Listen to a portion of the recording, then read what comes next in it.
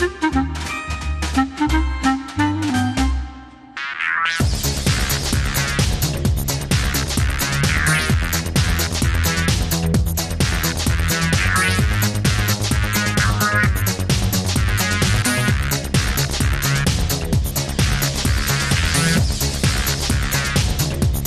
kids, it's Brad checking in once again from Sony's ongoing Gamers Day down here at their San Diego studio. I'm joined right now by Director of Development Seth Luisi, who specializes in the SOCOM series. How you doing, Seth? I'm doing great, thank you.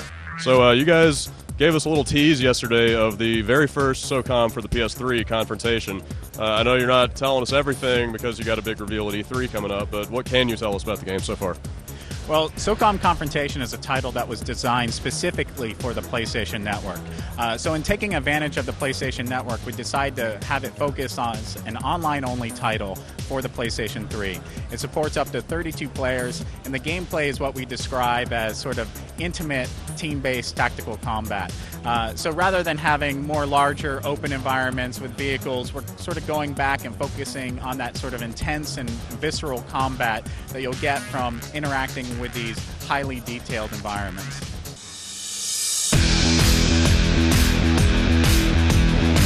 Similarly to what they announced with Warhawk, we'll probably have added content with the Blu-ray release in the forms of behind-the-scenes footage, documentaries about the development of the game, as well as exploring doing perhaps a headset bundle with the game as well.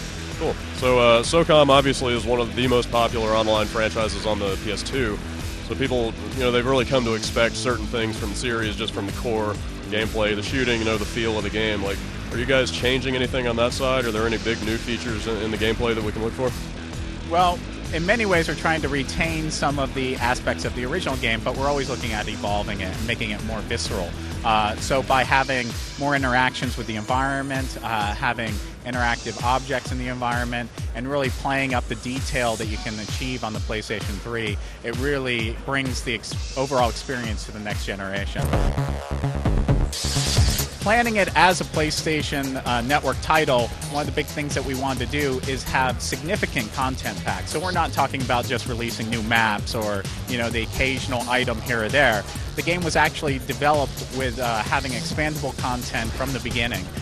So after the game's release, we'll offer themed content packs that will bring new areas, new experiences to the overall game with new maps, new characters, new weapons, new special forces. Really an overall package that's more like a mini expansion pack than just some downloadable content. Cool. And so finally, can you tell us when to expect to see the game? Well, right now we're looking at holiday this year, so we haven't set a final release date yet. Nice and vague. All right, thanks a lot for your time. No problem, thanks.